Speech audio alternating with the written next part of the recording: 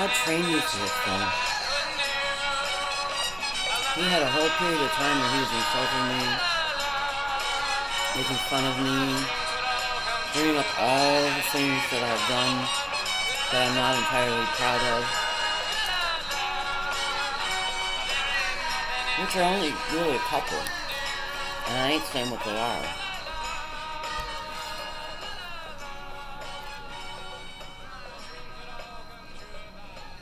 Probably.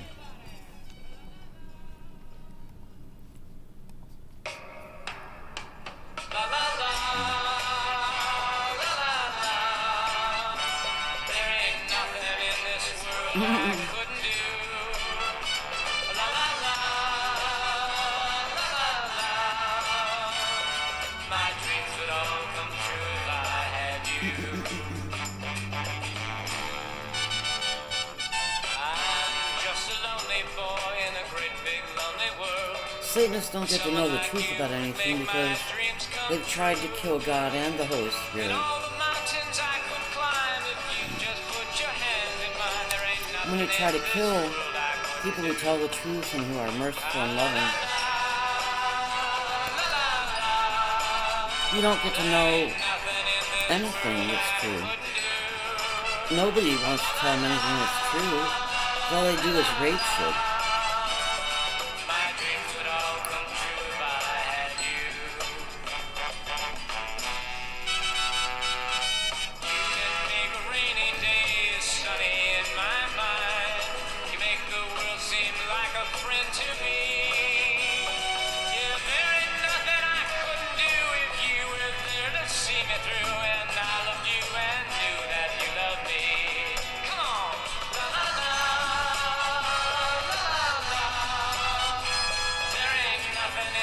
Jimmy says he doesn't need security. I noticed that about Satanists. They don't need security. Emotional security.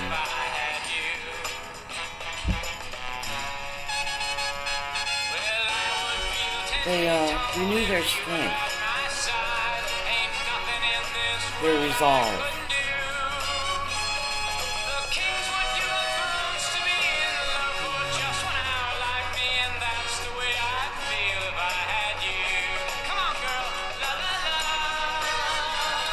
They don't like when people help infants, like call social services on them, stuff like that.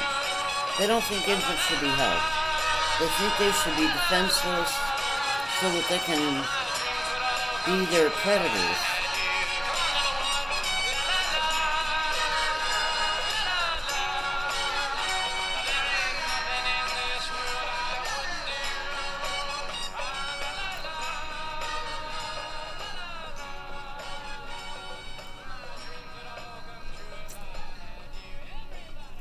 Tom says my voice is sweet, my face is beautiful. So, somebody changes my voice, and Tom keeps trying to form himself into my face. It's pretty disgusting. It's my face, and I'll keep it.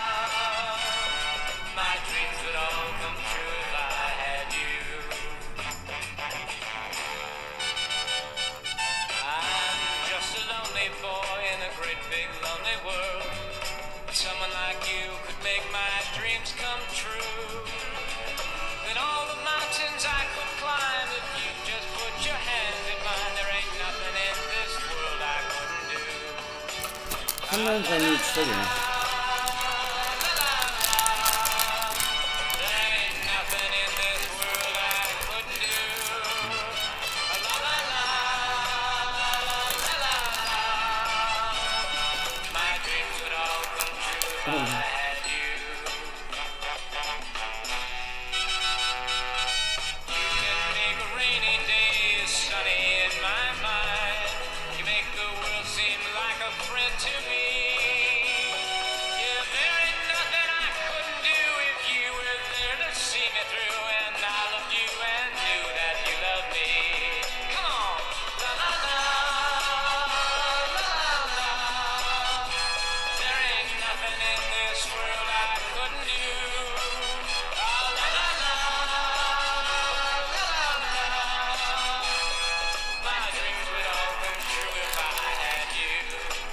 Well,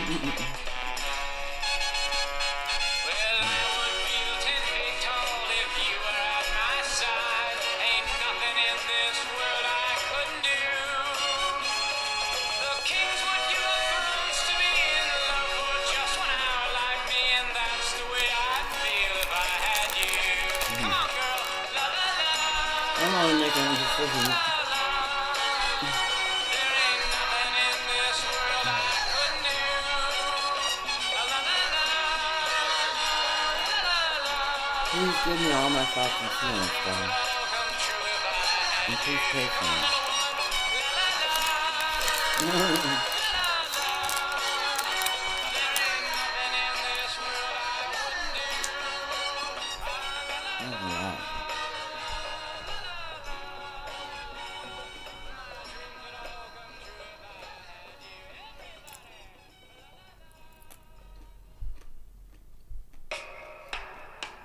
La la la.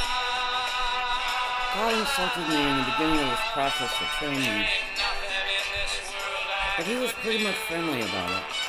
la la la. La la la. And I don't know if he was all the other spirits that resurrect me. I'm just a lonely boy in a great big lonely world. I've been Someone pretty like you miserable. would make my dreams come true. And all the mountains I could climb if you The Bible says I am storm-tossed there ain't nothing in disconsolate, this world I couldn't do. which is unconsolable. La la la. La la la. There ain't nothing in this world I couldn't do. La la la. La la la. My dreams would all come true if I had you. You can make a rainy day sunny in my mind. You make the world seem like a friend to me. Yeah, there ain't nothing I couldn't do if you were there to see me through. And I loved you and knew that you loved me. Come on, la la la, la la la. There ain't nothing in this world I couldn't do. La la la la. Mr. Rice says, I have a pretty good vocabulary for a person with half a brain. He was my high school, one of my high school English teachers. Well, I would feel 10 feet tall if you were at my side. Ain't nothing in this He world. gave me a D on a homework assignment, The kings would give up thrones and I respected him a little for that because I had just to me, and that's the way I'd feel if I barked out had something, you. Come on, girl. La la la. you know. There ain't nothing in this world I thought I deserved the D, so I respected him a little after that.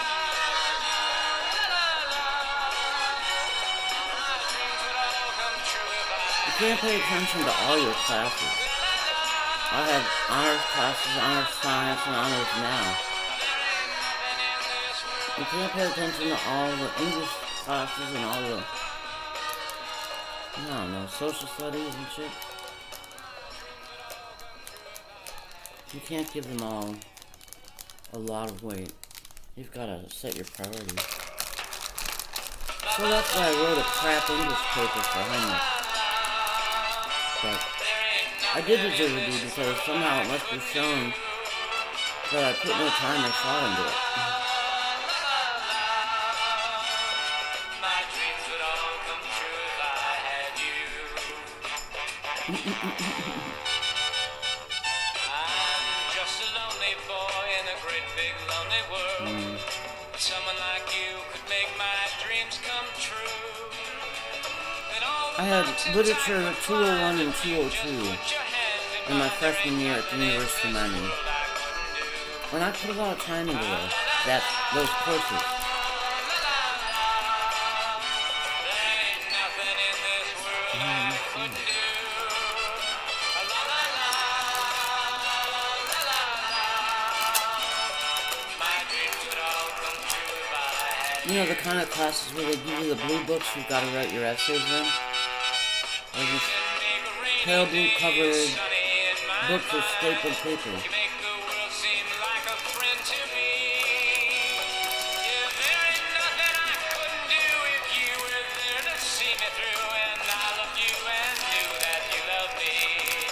least you got good grades on those. There ain't nothing in this world I couldn't do. Oh. My dreams would all come true if I had you. God says I did remarkably, and Be told if you were at my side, literature professors all over the world study those couldn't do. of mine. The kings would give up thrones to be in love for just 1 hour like me, and that's the way I'd feel if I had you. Come on, girl. La la la. La la la. There ain't nothing in this world I couldn't do.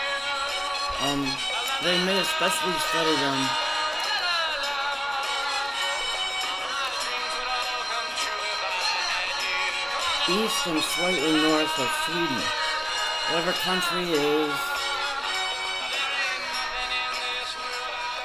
one away from Sweden.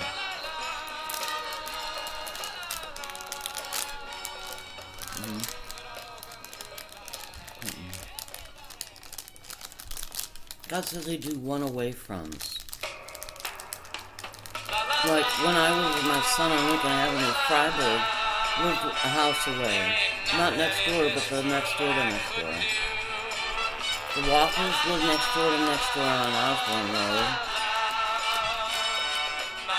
The Burdens lived across the street and down one. I'm just a lonely boy in a great big lonely world. Someone like you could make my dreams come true. And all the mountains I could climb if you just put your hand in mine. There ain't nothing in this world I couldn't do. Ah, la la la, la la la. Ray Penny says he's somebody. Nothing in this world I couldn't do. Ah, la la la. He's Ellensburg. My dreams would all come true if I had you. You can make a rainy day sunny. She probably made about 60 or 65,000 on the CPR study per year. Nancy made 28,000. You were there to see me through, and At the peak, I made 15.5. come on. I mean, I was doing my job and pretty much Judy's job and all of Nancy's job. I asked Ellen if I could have the 28,000 that Nancy was earning. And she said no. Nancy had a master's. I'm not sure what her topic was. And I only had a bachelor's at the time. Wow.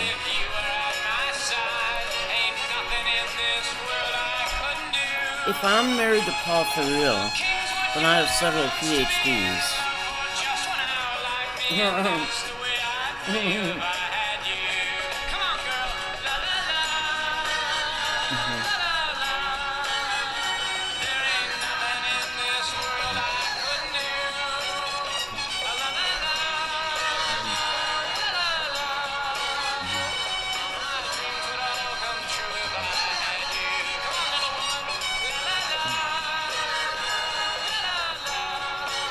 I have at least 2 PhDs in physics.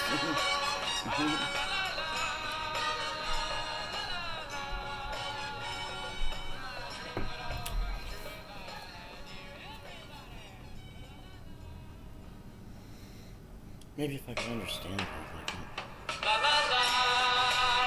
I really like chemistry. For me, it was easier than biology. Biology and anatomy and physiology, you have to remember hundreds of things. Like, who's gonna care what genus and whatever a plant is? You know? I don't know. I liked chemistry because I took it for years and years. And by the time I was finished, I felt like I had some kind of fundamental understanding of the world, the universe, the chemical world, universe.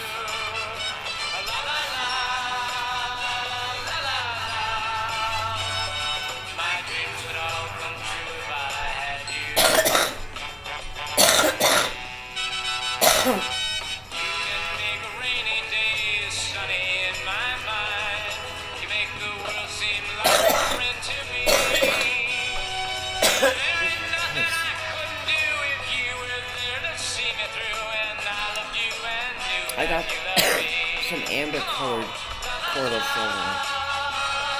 Now I'm used to being clear. I may be making a too strong or something.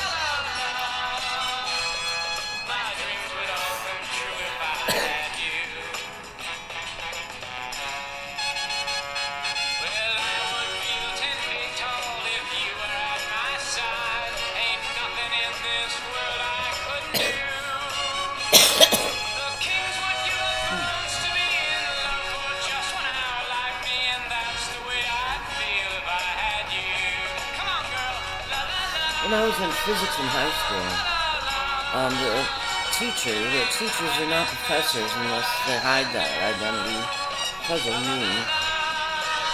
But he had us go into a room that was off the main classroom, and something or other, but there were strobes being used, or the light was strobing for some reason, and I remember that it had an effect on me, strobing. So, they do a lot of that, I've since learned. Strobing kids.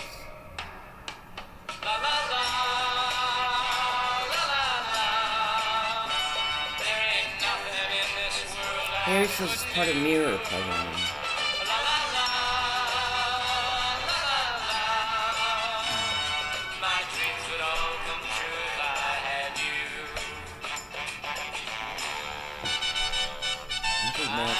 Just a lonely boy in a great big lonely world. Someone like you could make my dreams come true. And all the mountains I could climb if you just put your hand in mine. There ain't nothing in this world I couldn't do. They do a lot of discordant sounds too. Different volumes, different content in one ear as opposed to the other ear. It scrambles your brain.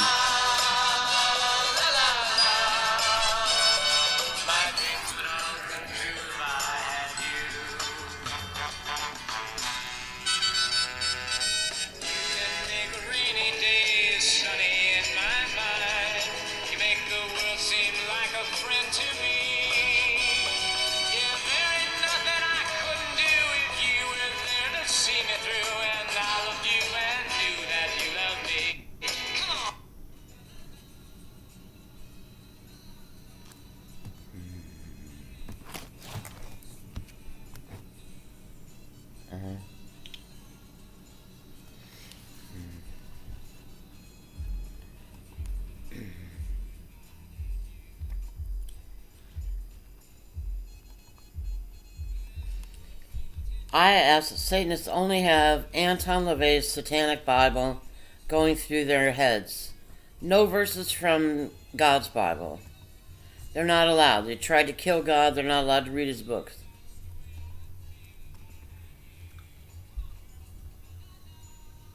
Me and God made that rule.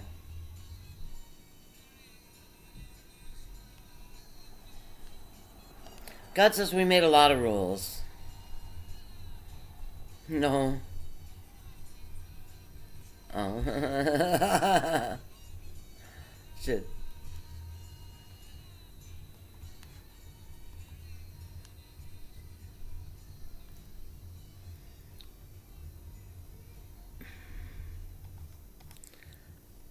God says you're just dumb like me, Paul. That you're earth dirt dumb, same as me.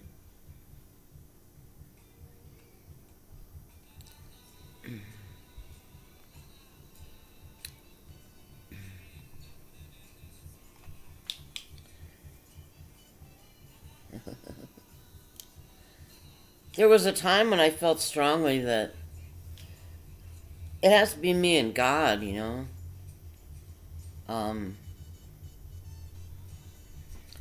Looking after each other.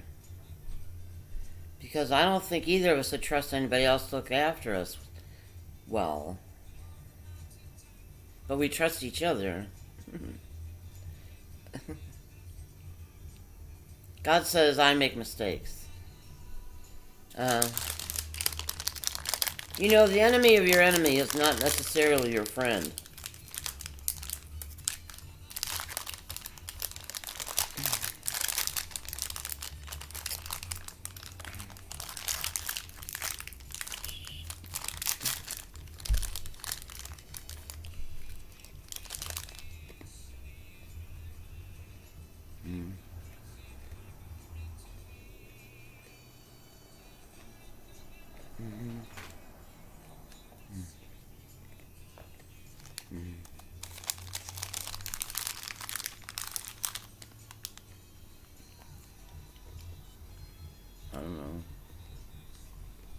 Not so much.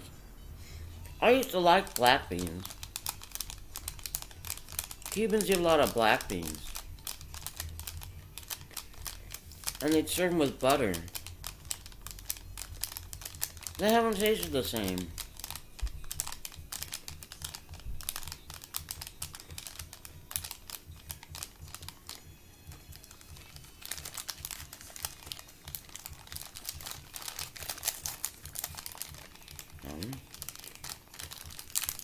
Used to be good.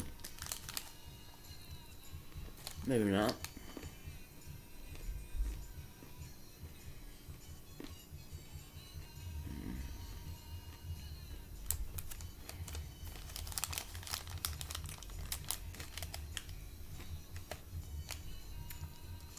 I ate a lot of salad and a lot of bread. Right.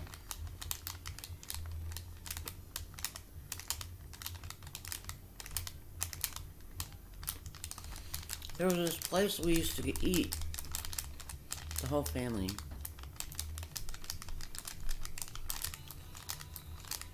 They had 21 shrimp for a low amount of money. So I used to eat the bread, the salad, and the shrimp, but then I got so I'd be so full on bread and salad, I couldn't eat the shrimp anymore. So they just ordered me bread and salad. Or, you know, what normally comes at the table. To the table.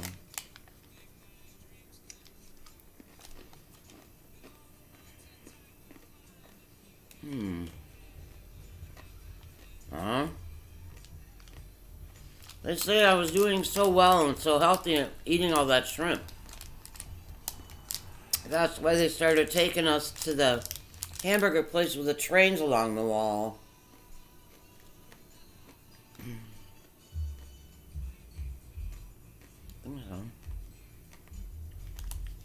I think the hamburger place is on Lake Road.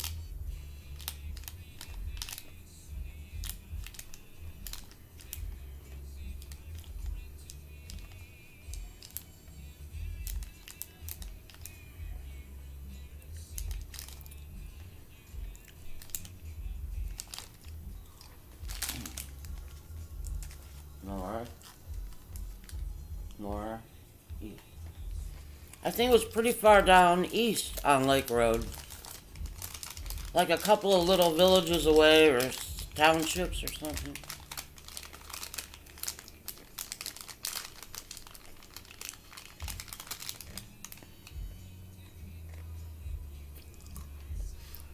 Bay Village only had a population of about 15,500.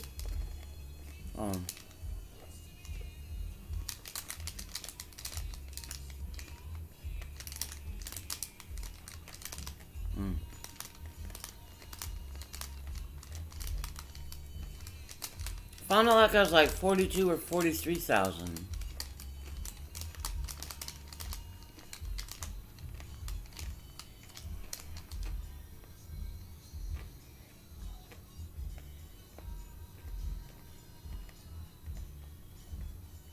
I counted all the people.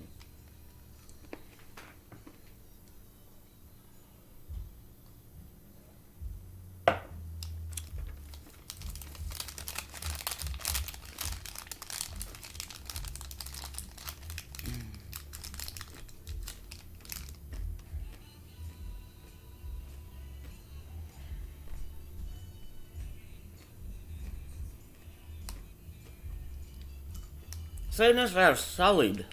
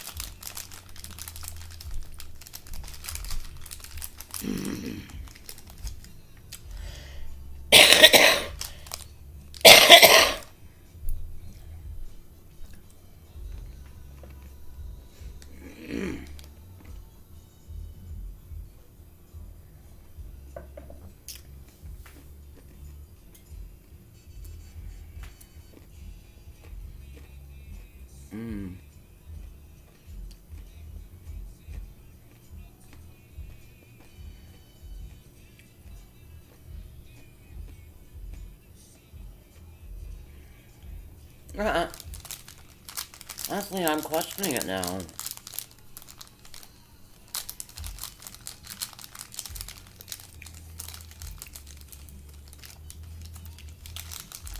I didn't understand why the World War II generation Landsbergs didn't speak with German accents.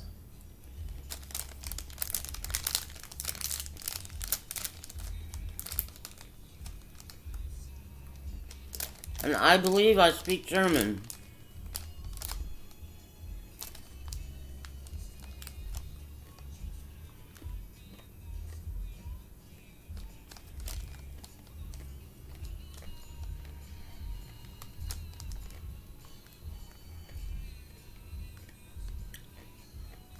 They were Nazis and there was German spoken underground.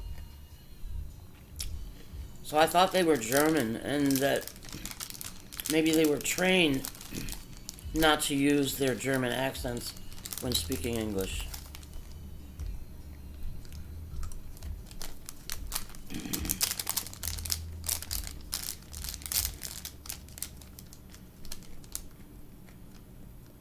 I think there are a lot of survivors of satanic ritual abuse and mind control. Because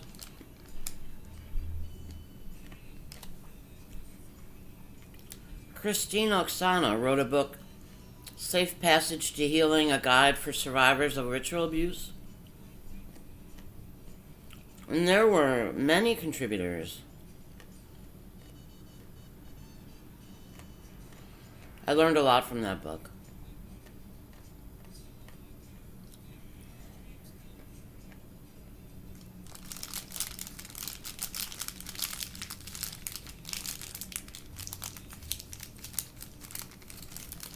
Oh, I forget.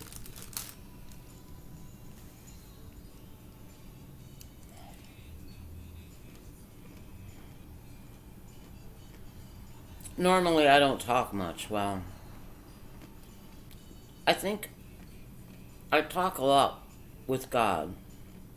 So I'm very comfortable with Him.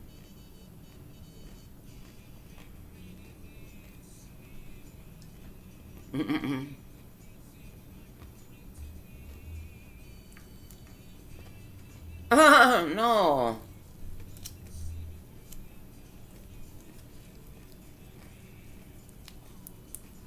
Mm.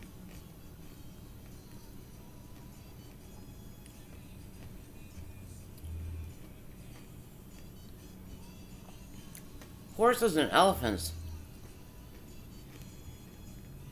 You know, they're big. They could really hurt you if they wanted to.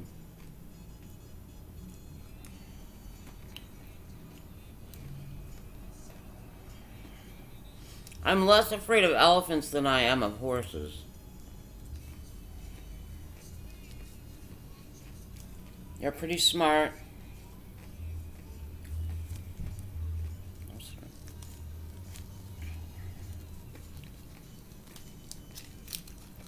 I used to do animal calls and bird whistles.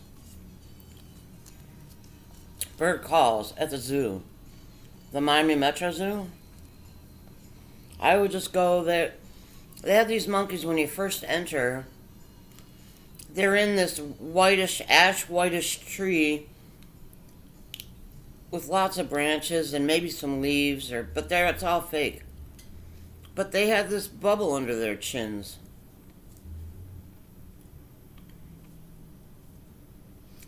When they would make their monkey calls, their little bubbles would fill with air, and then they do this call stuff. And I used to call like them. I used to imitate their sound and, give it back to them. Sometimes they just stop chattering, listening to the other side, to my sound. So I used to do that a lot. And I used to, do bird calls, try to imitate, to the best of my ability, different bird sounds. And I've done that, in nature too. I mean, just in life. It's kind of like interrupting a conversation between birds.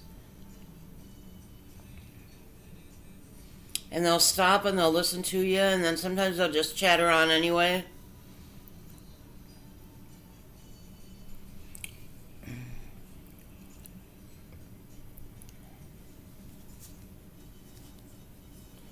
I don't think about what other people do and don't do that much. Like, I wonder if everybody does this or something.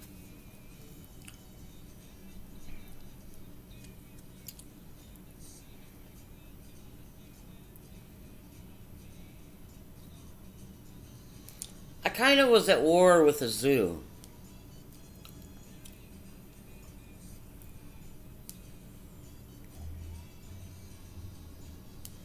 But I went to the zoo almost every day.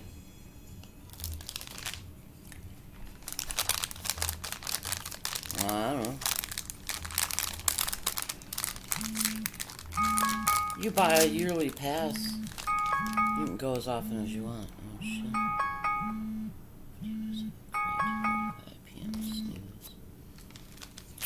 And I would go just about every day. I guess I wasn't working for a while. It was after Quartus. Right?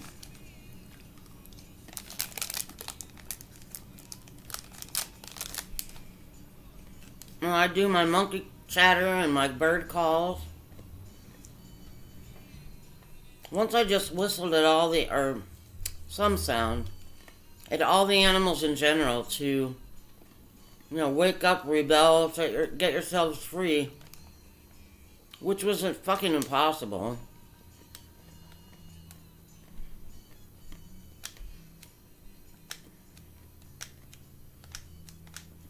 Mm-hmm.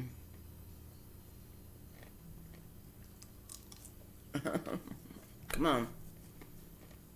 God's saying something about stirring up the animals at the zoo. I would love to stir up the elephants. All they have to do is step on people.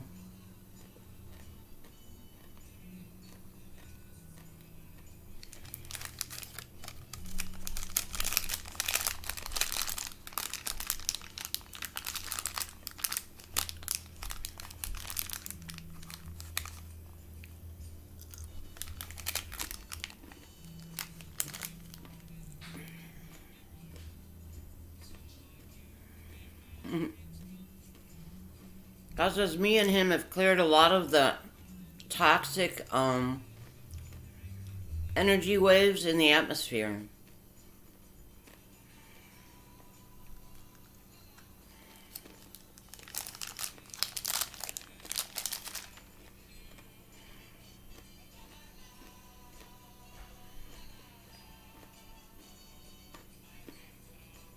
Was I Satanist? During this process, I saw somebody turn into a UFO. It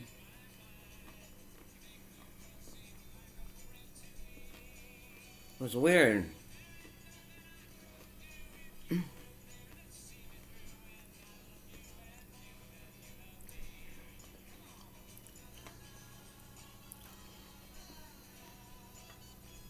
was weird.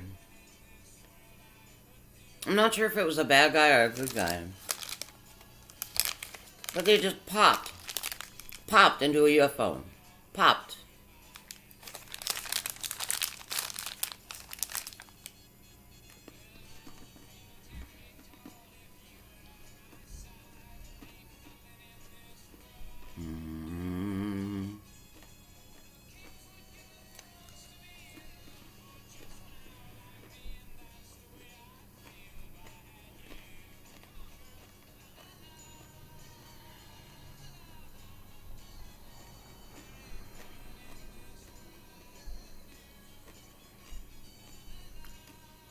Yeah.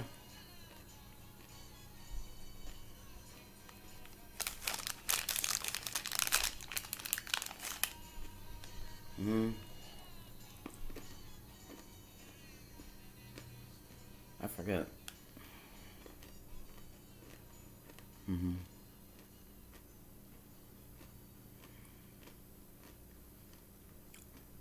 I thought it was cool. I thought you were handsome.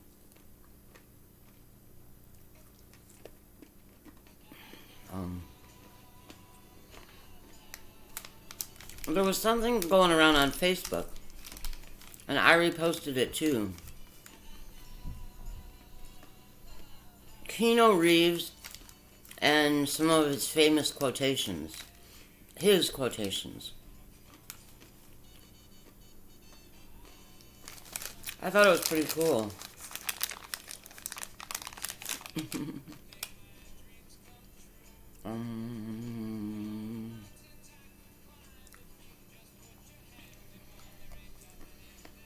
Well, I wasn't a big fan. I wasn't a peer. I was like older, like enough to be your mother or something.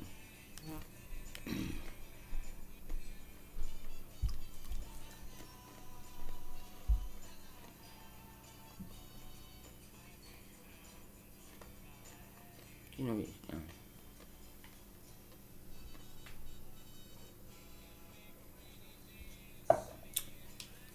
Keanu Reeves was one of the people that I found a left eyebrow scar on. And he was definitely in the cool people class in my thinking. Bruce Willis. I found a left eyebrow scar on Bruce Willis. And he was definitely cool. And then Bill Hicks, who was the coolest person on the planet that I'd ever come across.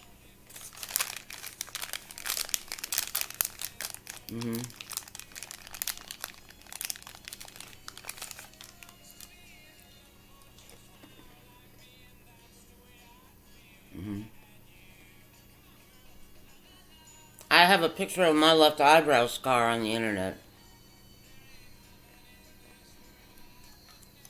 It's long here and one line down here. I didn't know about the long part until I pulled away a bunch of my eyebrows. It was kind of a nervous habit I had, just pulling on my eyebrows.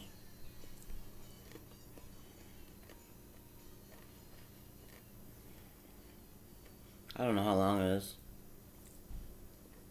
About 1.5 or 1.75 long. And then down was just a little whatever.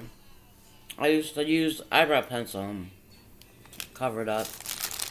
And then I stopped. I stopped covering it up.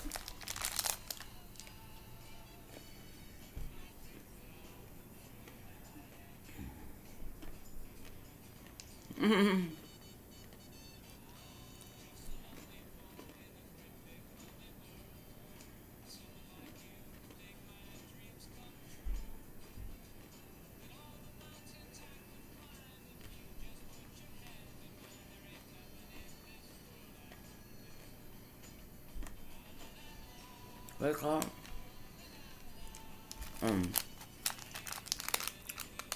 Some people who have cut my hair say I have a cow look right here.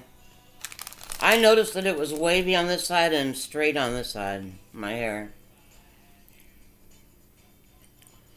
And when we still lived at Waterside, I asked Donna about it. No. I don't know. I think we lived at Nob Hill. I don't know. Why was my hair wavy on this side? Or I wonder why my hair is wavy on this side. Oh, don't worry about it. She was real sharp with me. I don't know what she said exactly, but it was... It was a snipe. And then... when I realized I'd had surgery there... That's why she didn't want me to notice I had wavy hair on that side. Because the indentation made a wave, you know, in my hair.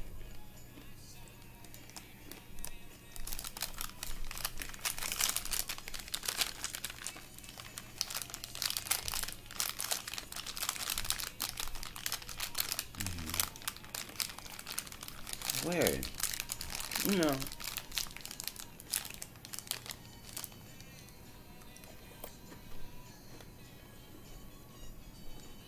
Well...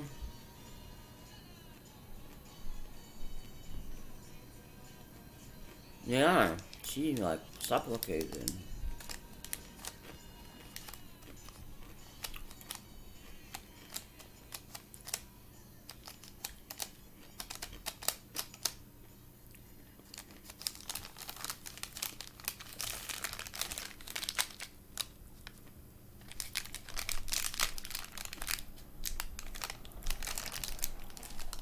No, I don't know. I love that movie. Oh, no.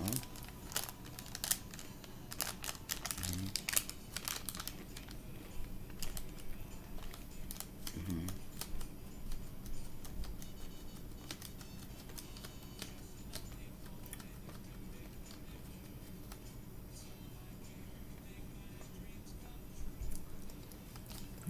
I heard or read that Bruce Willis was really rude to his fans when he'd see them in public or they'd see him.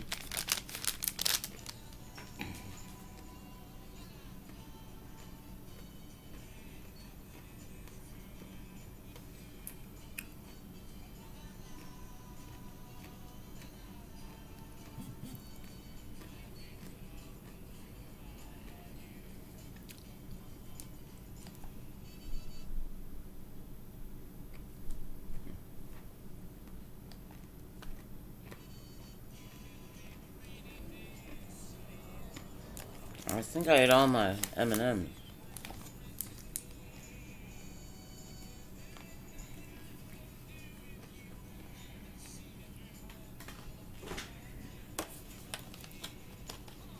I don't know, it was convincing to me that Bruce would be rude to his fans.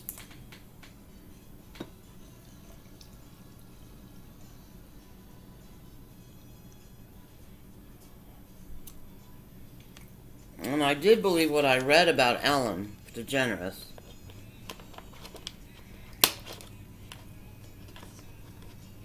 That she didn't even want crew to look at her. And they weren't allowed to address her directly, and she wouldn't meet their eyes if they looked at her or if they talked to her or anything. She was, you know, a celebrity snob. I believed in.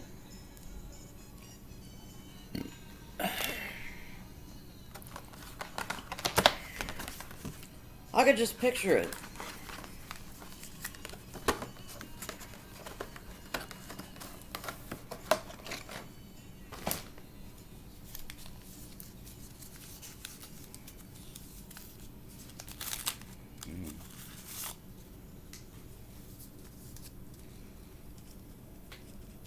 Something.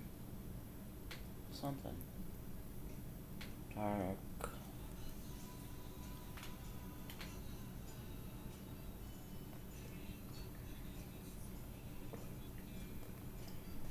Mm-hmm.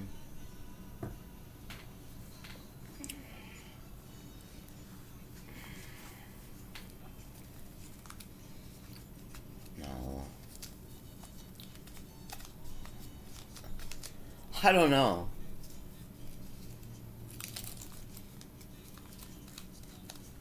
Well, it was nice to see somebody get it. Yeah. Well, I don't know. I mean, right. Mm-hmm. I thought Dangerous Liaisons was a really good fucking movie. It was about evil and passionate love and the man denying himself his feelings of love for the woman, and she dies because he has withdrawn his love, and it had been proven to her that he had done it as a ruse, you know, got involved with her romantically. And she grieved and died from grief. But he really did love her. And he communicated that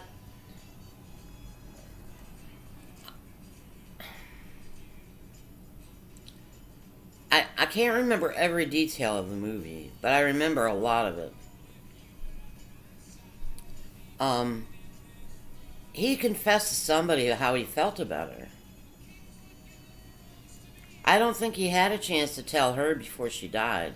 She was in like a convent hospital. They leeched her. With leeches, they bled her.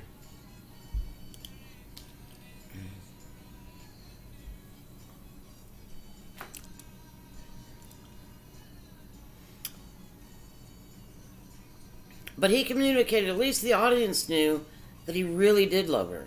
The audience knew at least. I don't know if he said it in voice over his thoughts kind of thing, or if he said it to another character or what. But he really did love her. But he denied it to her. He's the one, I think, that raped her with the truth.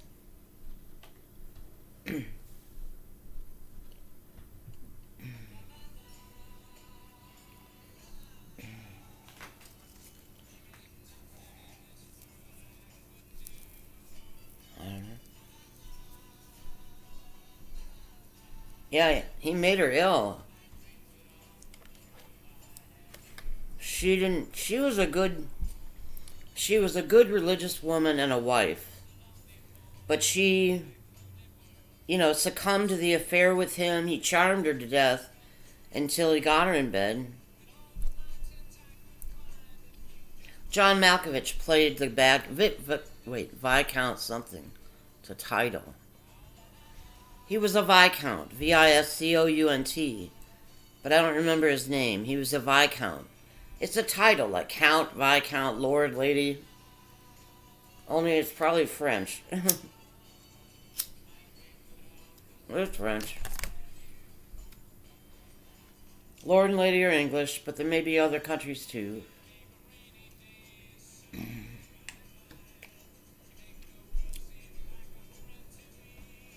No, Joanne. I don't know who wrote either the book or the story of Dangerous Liaisons.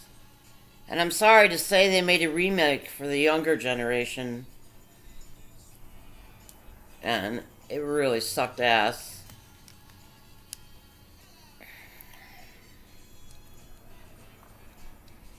Dangerous Liaisons.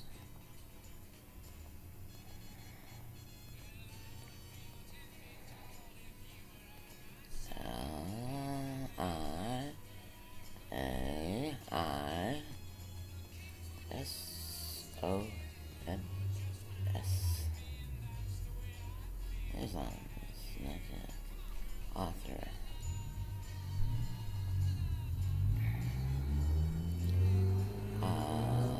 Could have been a screenplay. Sounds like a classic.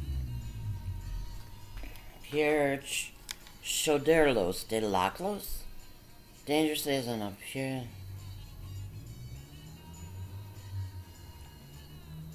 Okay. Dangerous Liaisons, the book, is by Pierre Choderlos de Laclos. That sounds Spanish. It doesn't sound French. A novel by Pierre Choderlos de Laclos. First published in 1782 as Les Liaisons Dangereuses. Now that sounds French. Pierre Choderlos de Laclos. That's Spanish.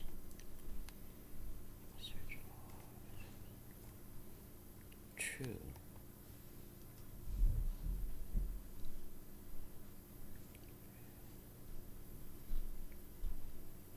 Shit. Wait a minute. What?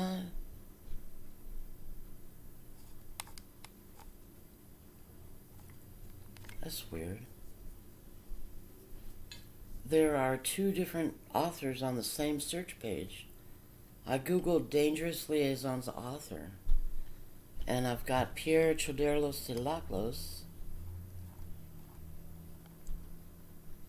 and then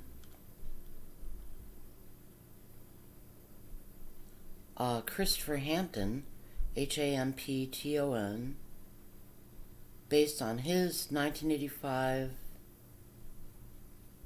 play Les Liaisons Dangereuses, itself adapted from the 1782 French novel.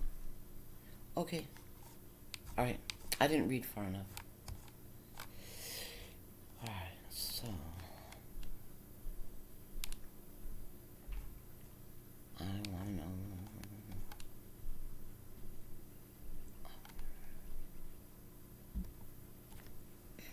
He's got to be Spanish.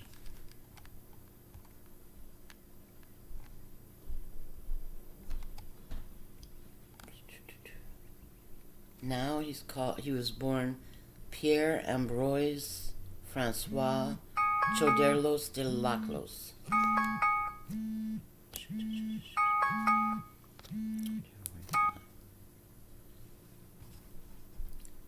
Born in Amiens, Picardy, Kingdom of France. Died in Taranto, Taranto, not Toronto, like Canada. Kingdom of the Two Sicilies. So it's Italian. Choderlos de Laclos. It sounds Spanish to me, but he says it's Italian. I mean, this says he was a writer, official and army general. Nationality French.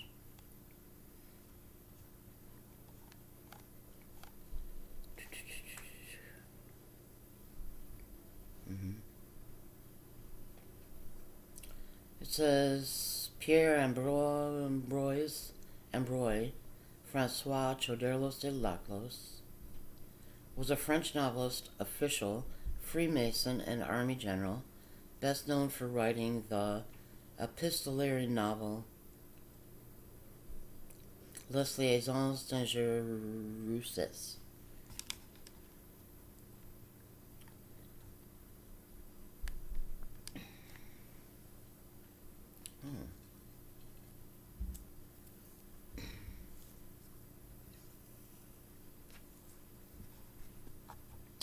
Crap.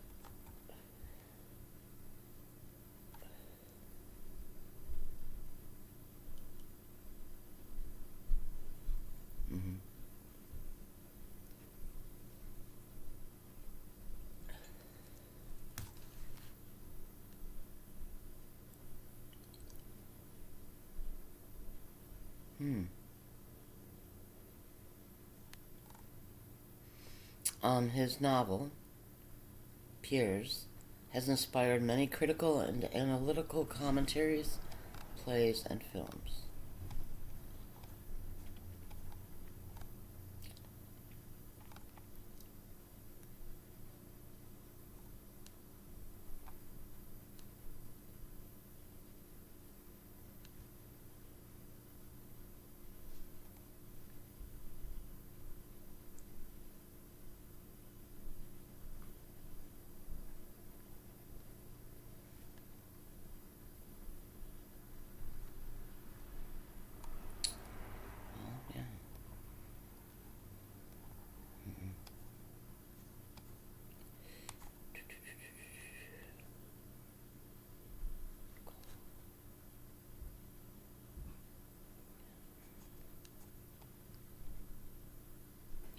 École Polytechnique is one of the most prestigious and selective elite higher education institutions in France. It is a French public institution of higher education and research in Palaiseau, a suburb south of Paris. The school was a founding something. Where'd I go? I want to go back.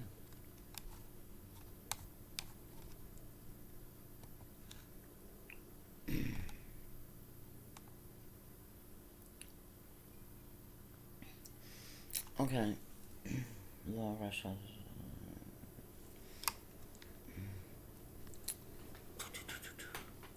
Laclos began studies at the École Royale d'Artillerie de la Fede, ancestor of, the school he went to is an ancestor of the École Polytechnique. Okay.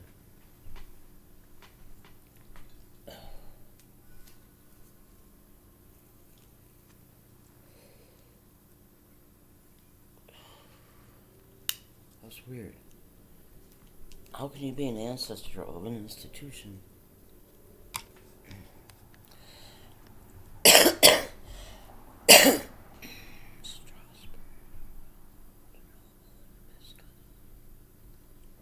Grenoble.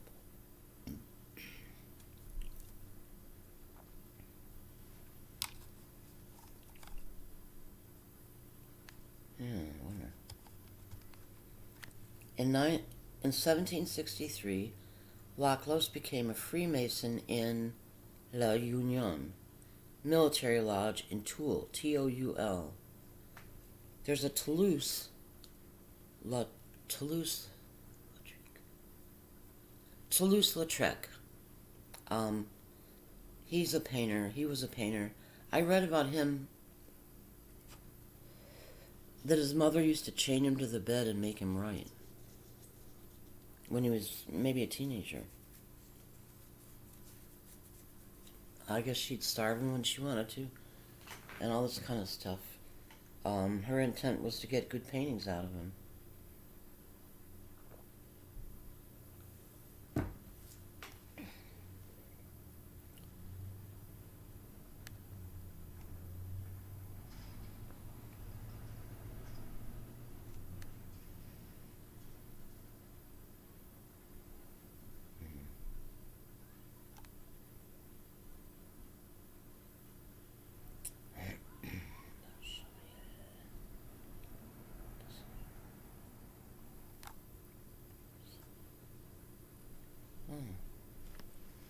He composed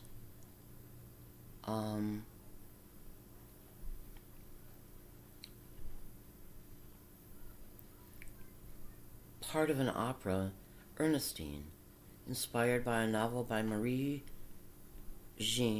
Riccoboni.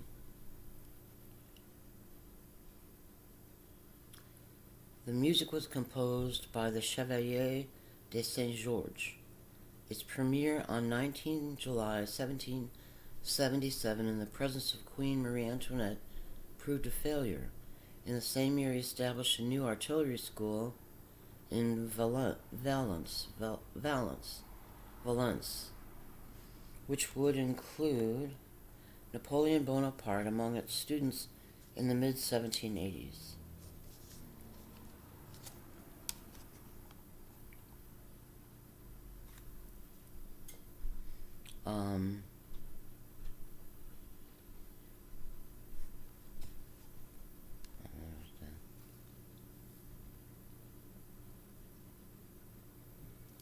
Laclos in 1778, Laclos was promoted second captain of the Engineers, capital E.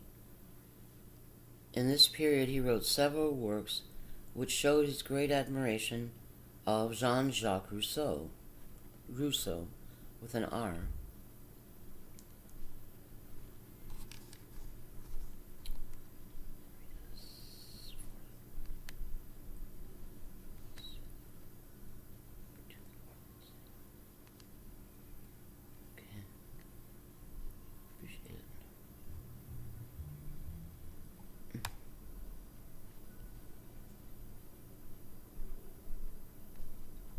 Where's that nice face?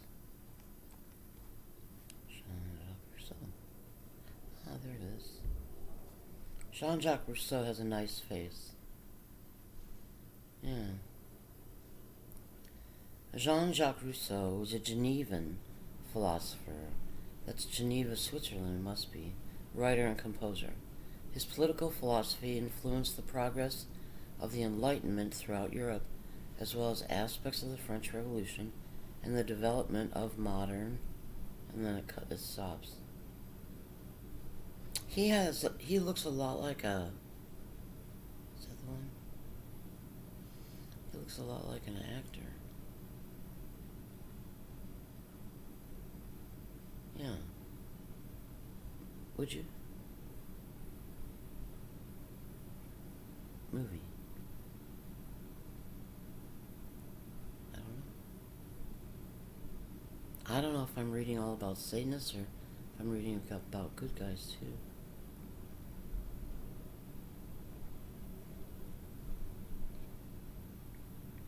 I'm almost sure he's related to Anthony LaPaglia. LaPaglia.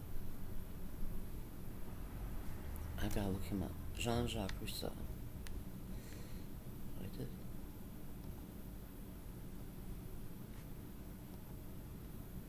Oh.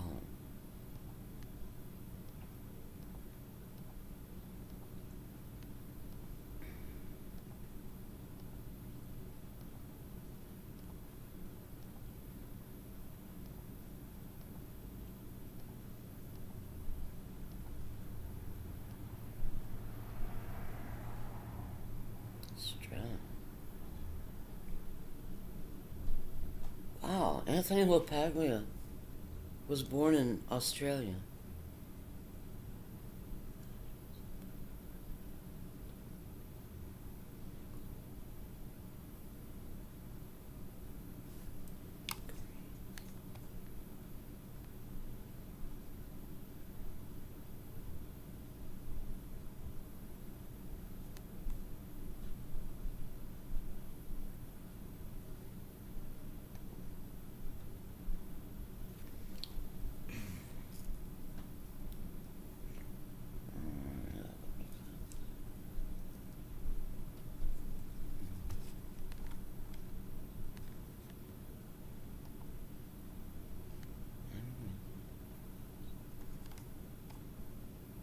Yeah.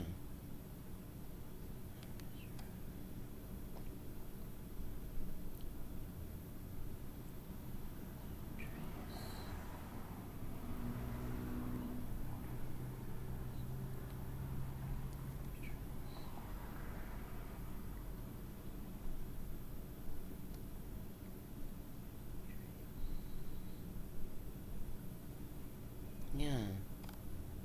I think Anthony LaPaglia really is related to Jean-Jacques Rousseau.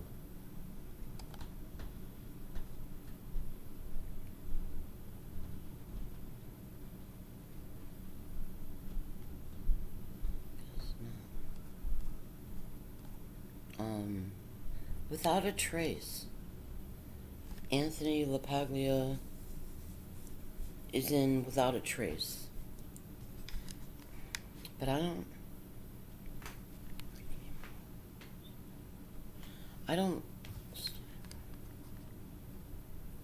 don't think I've seen this.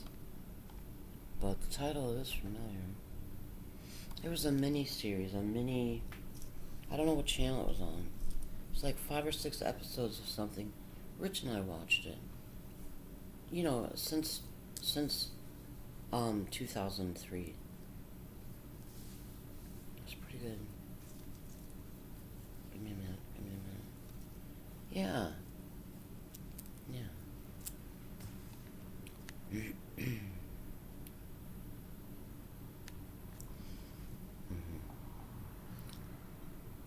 Anthony LaPaglia played a character, Jack Malone. Now, Jack can be a nickname for John, and my parents were friends with John and Ed Malone. I was told that John Malone was a maitre d' in a restaurant, and I wasn't told anything about Edna, but she might have been a housewife.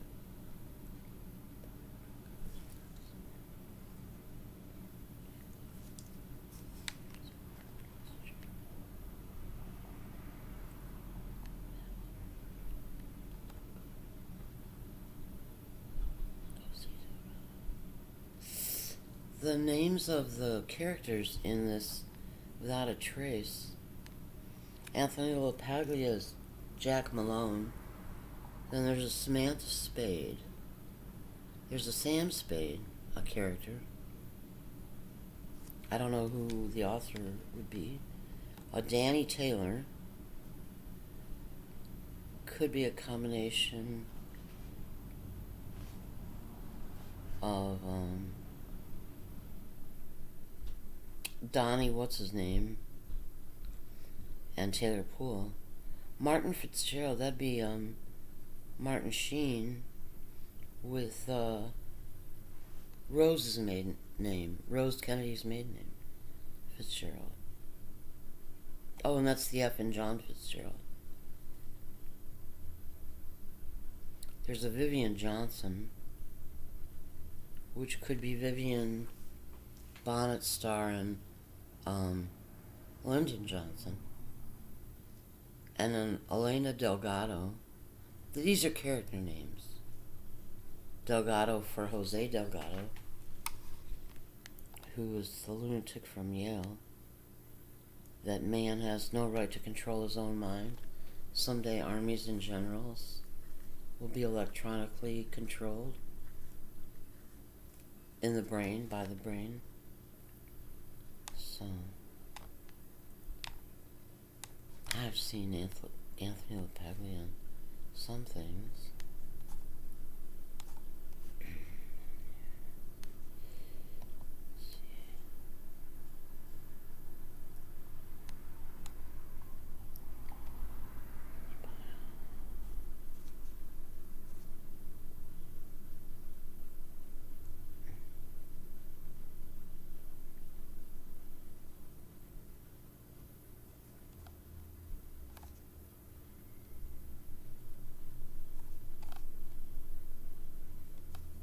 LaPaglia. Oh, it's pronounced LaPaglia, not LaPaglia.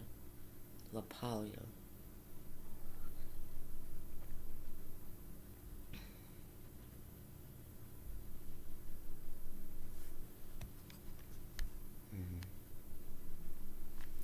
Maria Johannes Brendel.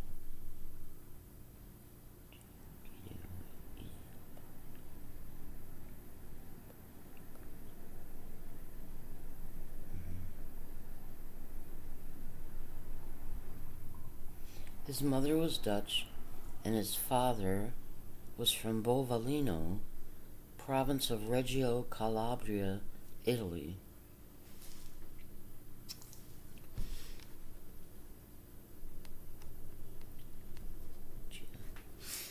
He has a daughter named Gia Caritas.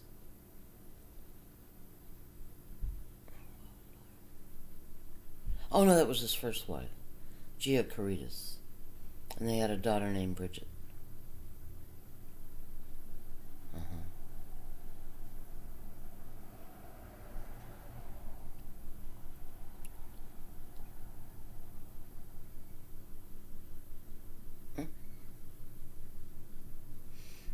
Anthony LaPaglia filmed scenes playing as Chicago gangster Al Capone for the 2001 Tom Hanks drama Road to Perdition, 2002, but all the scenes were cut out. So,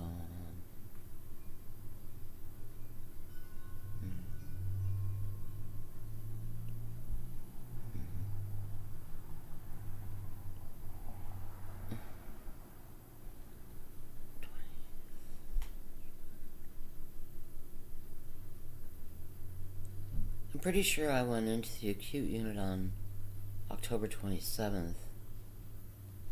I don't know, 2008 or 2009.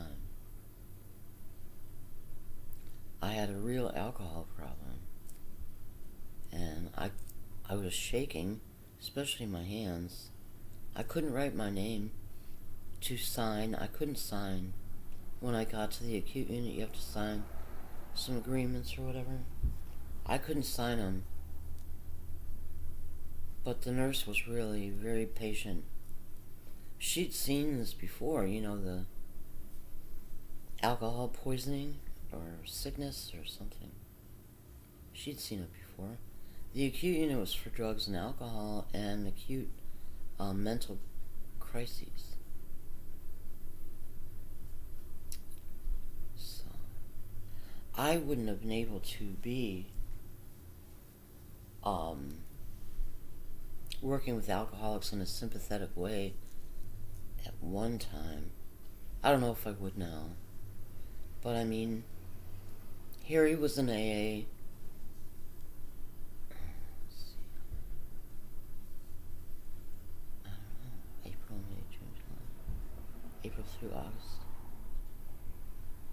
Harry was in AA, and I know I had some bad stuff buried. And I thought for a while that alcoholism was the reason I had bad stuff buried. That was the satanic ritual abuse. You know, that I wasn't consciously aware of at the time.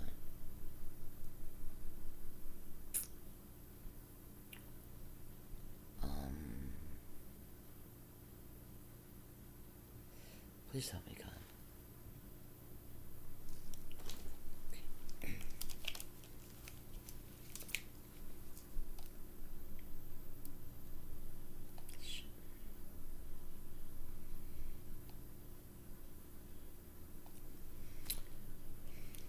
I got no. World I couldn't do.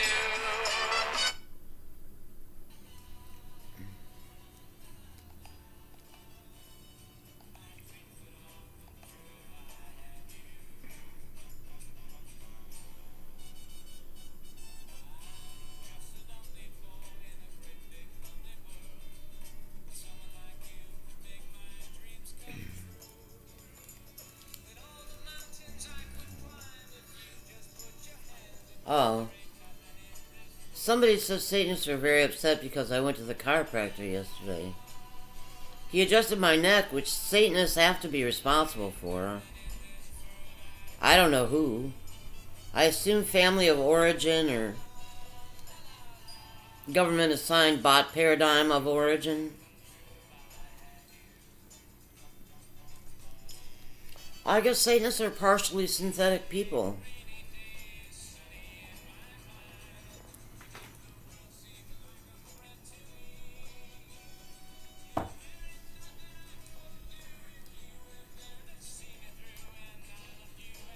It's hard for me to grasp that Satanists would put themselves in harm's way to accomplish something. So, like, if Donna Jean Vockmer-Landsberg chose to have the surgery where the part of her brain that held her conscience was removed, I'm not familiar with that kind of self-abuse, so I can't say whether she did that voluntarily or not.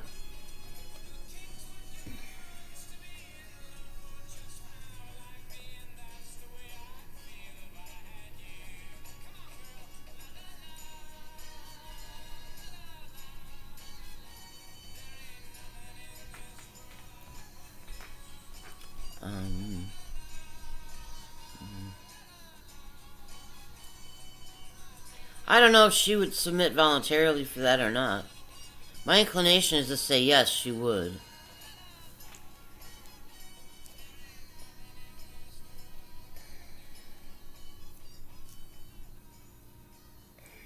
I'm sorry, it just seemed too easy. It seemed terribly easy for them to betray me and stuff like that. So I don't, say... I wouldn't say Donna needed surgery to hurt me deeply and betray me.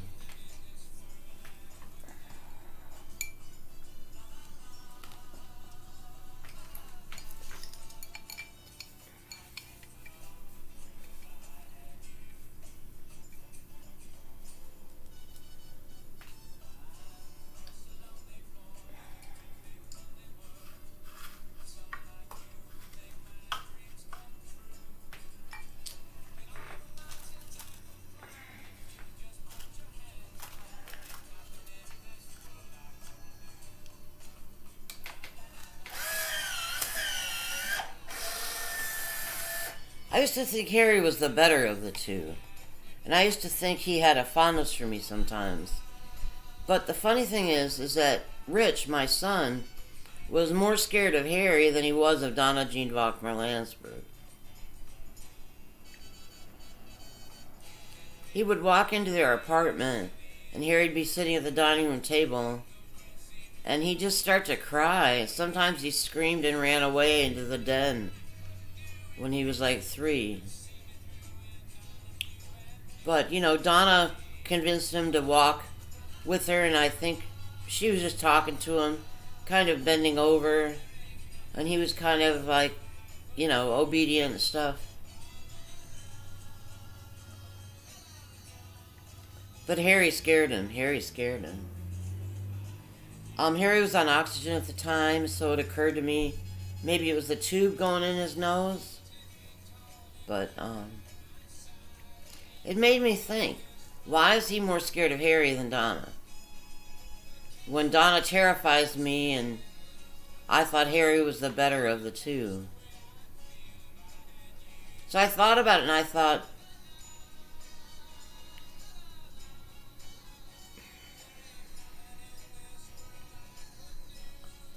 maybe I suck up to Harry because he is the more dangerous of the two.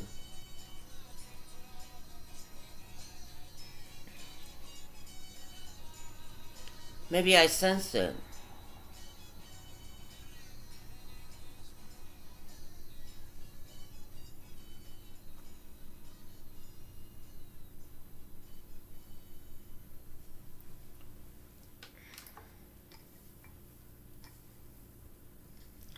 I don't.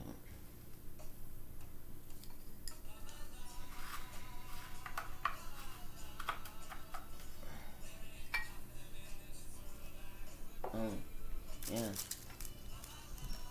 Mm-hmm. Short.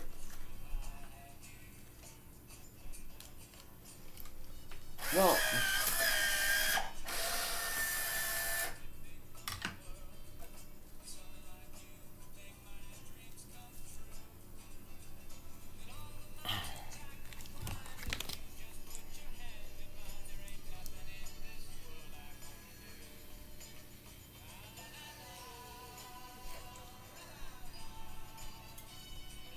does this have a flavor?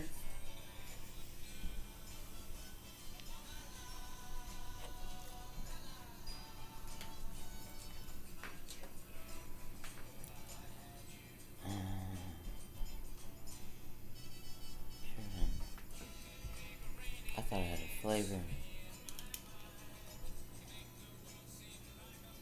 Mm-hmm.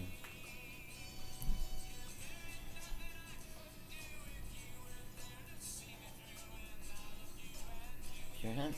Yeah.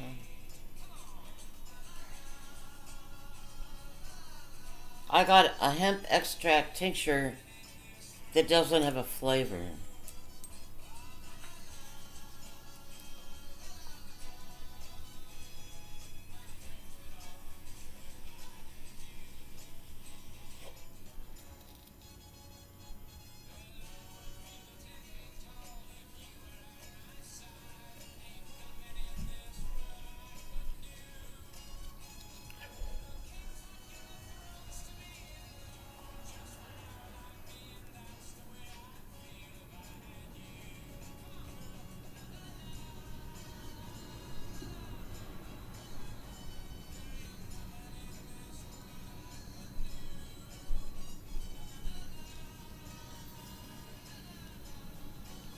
I thought I got a flavor.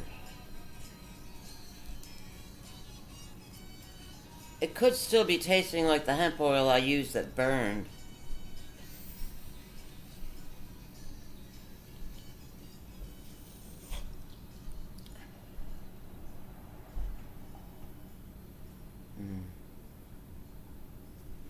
Doesn't taste very good, but it could still be the old oil through the system. I don't know how to clean that part.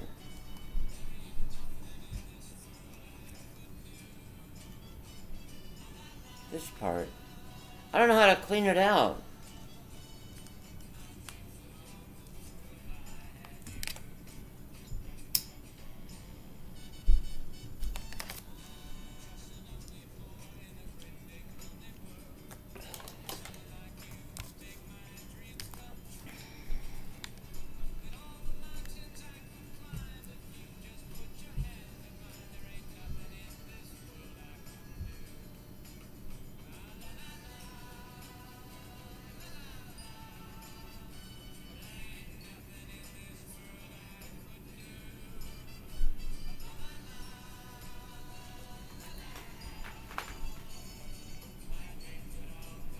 I see. So, the World War II generation Landsbergs might have been Germans who got their accents trained out of them.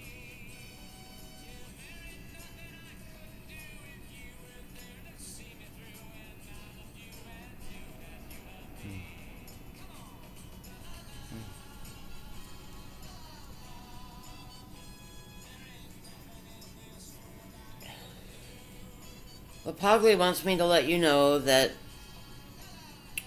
he lost his accent like Mel Gibson did. And today, looking at all the hot young Australian actors who have kept their native accents but can use other dialects in their films, he says he regrets having dropped his accent. So, he could have been trained to speak without his accent while keeping his native accent, but he wasn't apparently.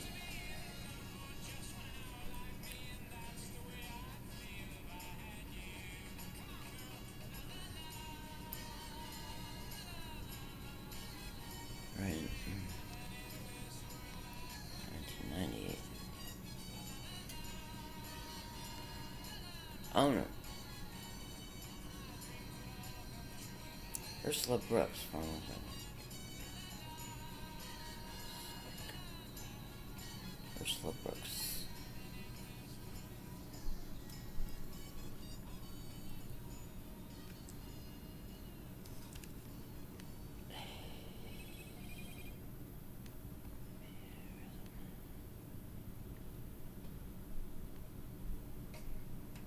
Oh, is she Mary Magdalene?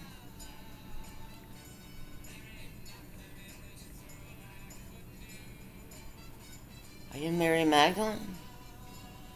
Are you the puzzle girl? Right, wait. Are you the descendant of Mary Magdalene?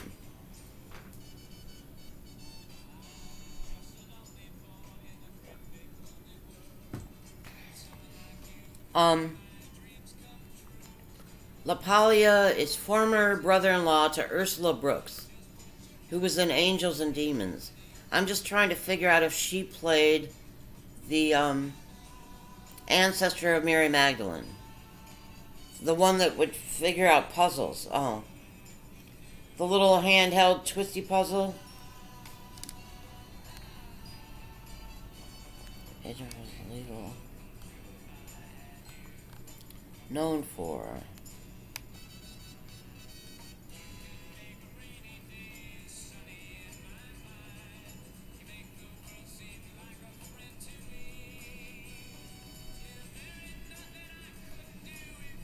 Oh, no, she plays a British reporter in Angels and Demons.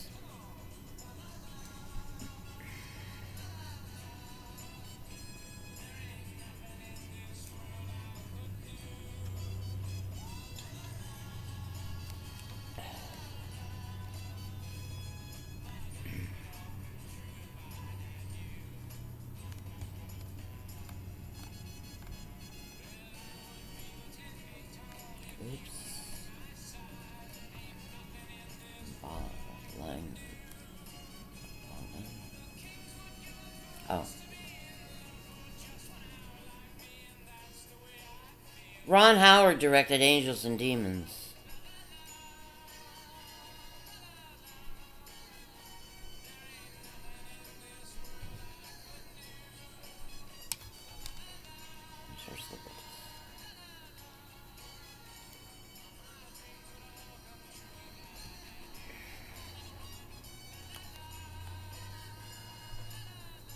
Okay.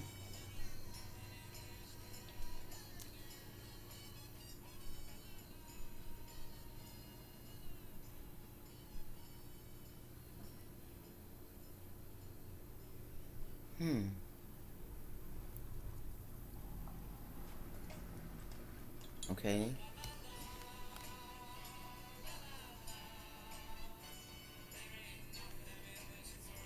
Studio.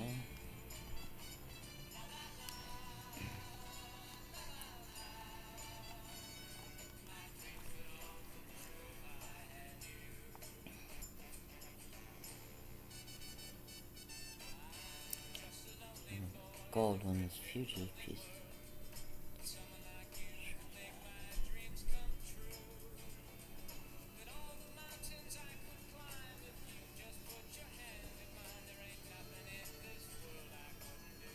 Opposite Tom Hanks. So the actress.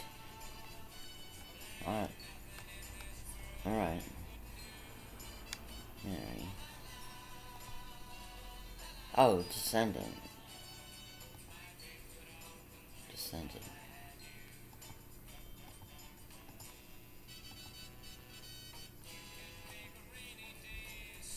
Jewish descent. The actress who played the descendant of Mary Magdalene is of Czech Jewish descent in real life.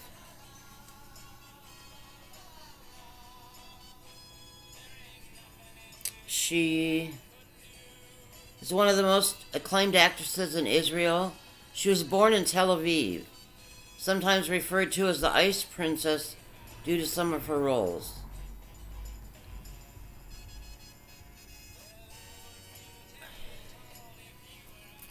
This Man of Steel. Lara Levan and Man of Steel.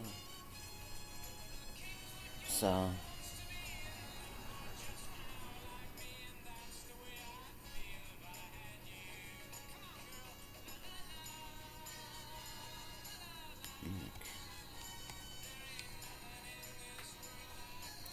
Steven Spielberg made a movie called Munich, which is Howard Engler and Margaret Engler. They got married in Munich. Two AKA Americans.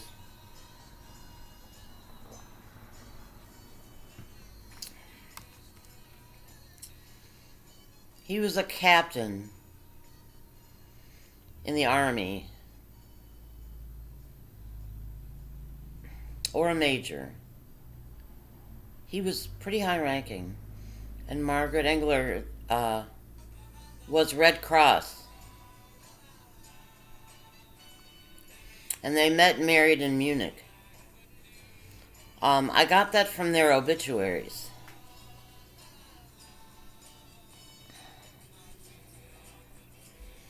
I didn't know Margaret Engler had ever been Red Cross or Red Cross in Germany. And I didn't know anything about Howard's military service or that he had met Margaret in Munich.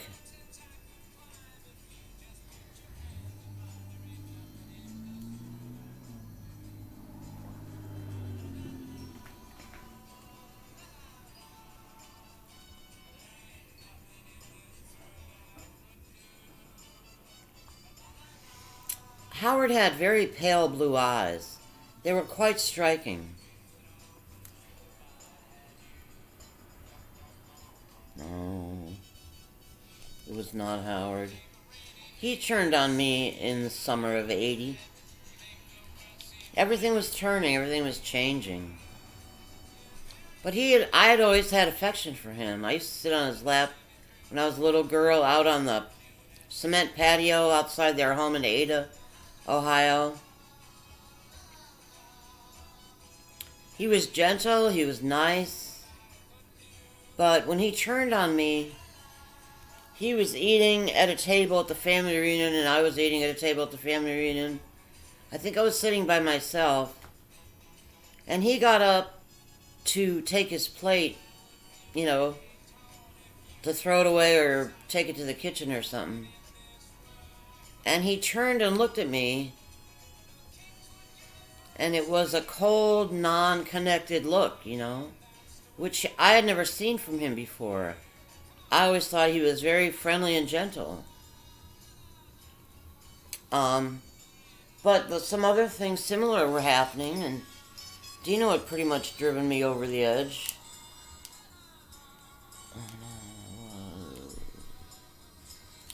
I don't know, was I? 80? 88, I guess. And I was still working, I guess, at Mountain Area Sea Camp in Tavernier, Florida.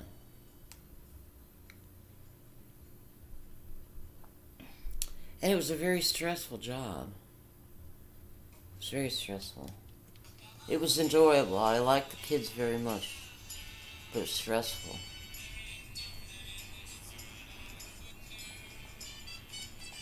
Every time I'd leave for the weekend, my days off, I'd go back to work at Montanary, and it'd be like starting with the kids all over again.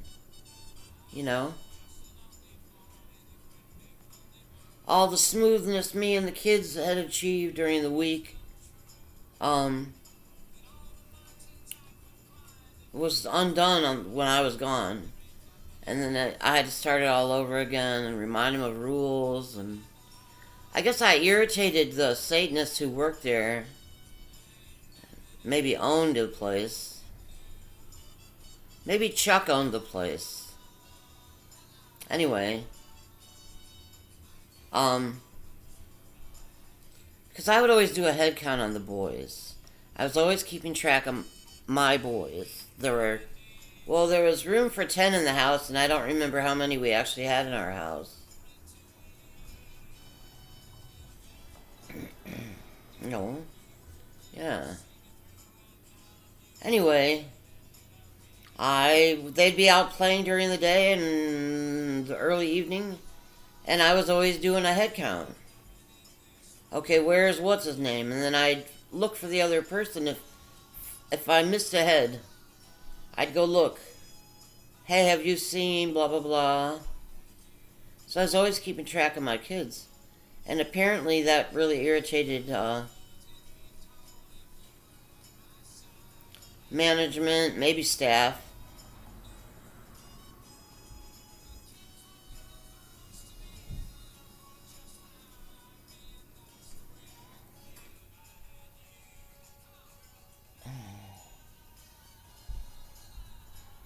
Deb?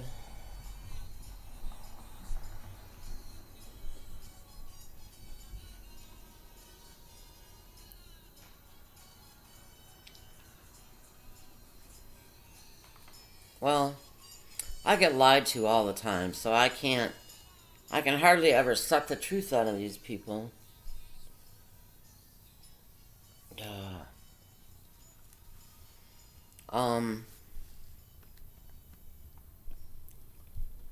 Well, he was a junkie, so I thought maybe he could be a porter fucker. He's a junkie. Ebby was from Australia. He was a junkie. His heroin needle and some stuff fell out of the belt of his pants when the kids were in line. They would do some stupid exercises in the morning before breakfast. And some of his heroin fell out. And his syringe fell out. It's like, oh. But I'd already heard he was a junkie.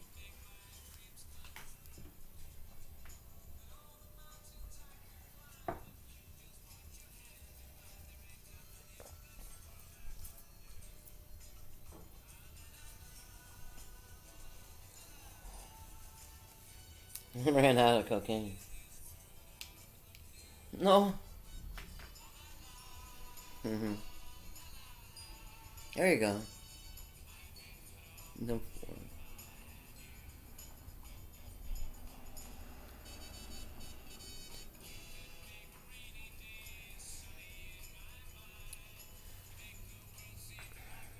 Ayelet Zurer, Zurer, is one of Israel's most acclaimed actresses.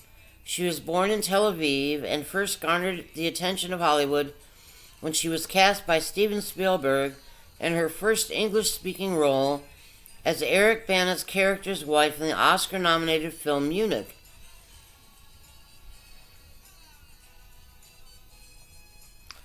Zur has starred in studio films including Sony Pictures' Vantage Point with Dennis Quaid and William Hurt.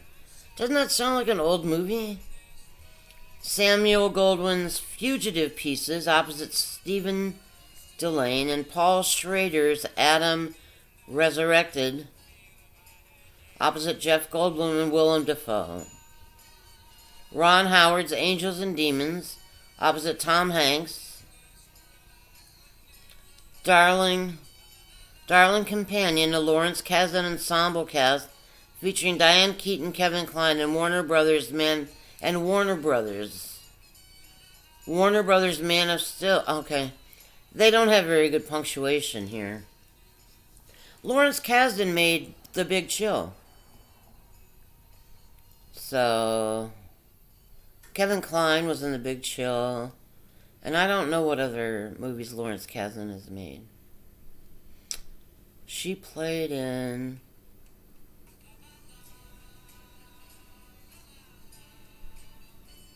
Oh, she played in Warner Brothers' Man of Steel opposite Russell Crowe. She filmed Rodrigo Garcia, Last Days in the Desert, opposite Ewan McGregor, as well as awaiting the release of the movie The Last Nights by the Japanese director Kazuaki Korea, opposite Clive Owen. Jesus. So, they had an Israelite play the descendant of Mary Magdalene in Angels and Demons.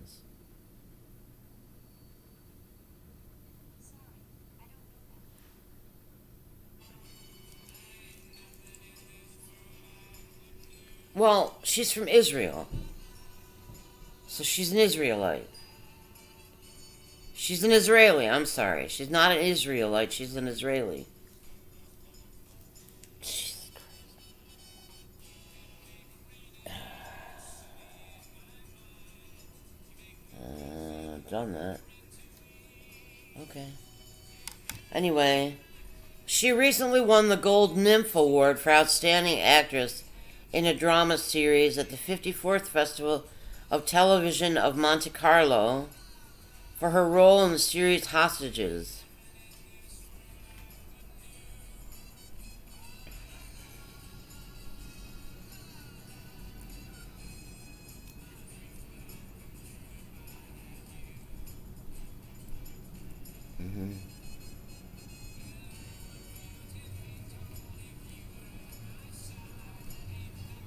They don't put their movie titles in quotes and they don't use periods right.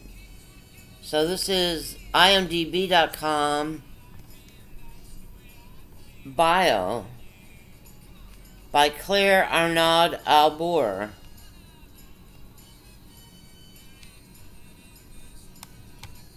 Well, overview, mini bio spot. Anthony LaPaglia. No, Joseph LaPaglia.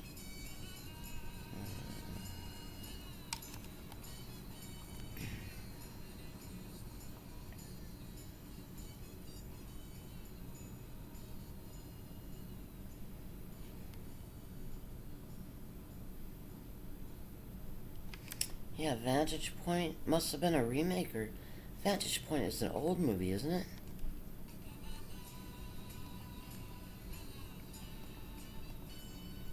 Well, you know, the older you get, the more you realize they've recycled movies a lot.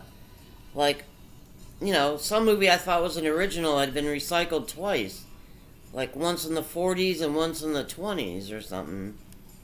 Like A Star is Born. That was a Judy Garland, blah, blah, blah film.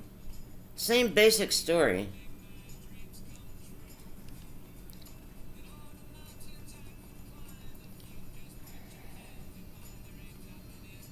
Oh, Vantage Point. Okay.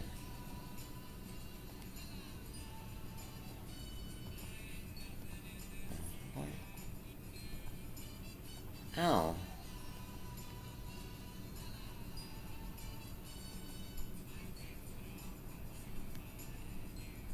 Oh. Vantage Point is a 2008 American political action thriller film directed by Pete Travis and written by Barry Lovey. The story focuses on an assassination attempt on the President of the United States, as seen from the various vantage points of different characters.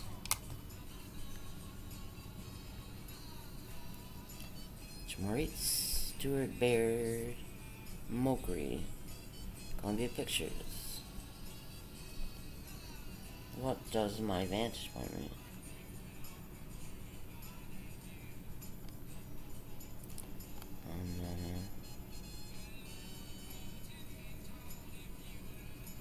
Shit. Vantage Point made a lot of money in the opening weekend.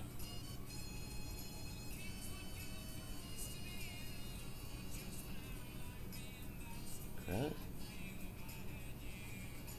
Oh.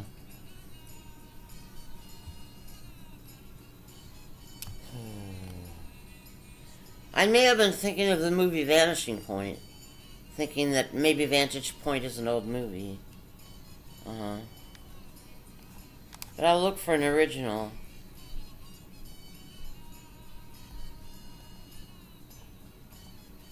I think, the powers that be on Earth are out of ideas. So they recycle really good movies. You know, they remake them. Very few remakes are better than the originals, I think.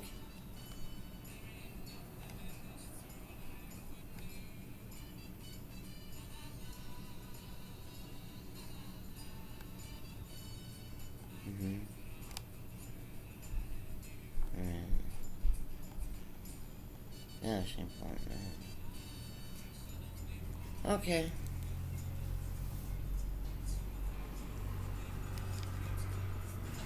Closing that one.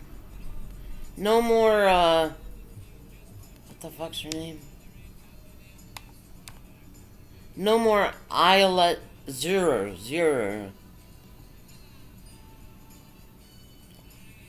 Yeah. I think Dangerous Liaisons was a very good story. Alright, so we're off that. There we go. There we go. Come on. Oh. I'm gonna stop recording and upload this.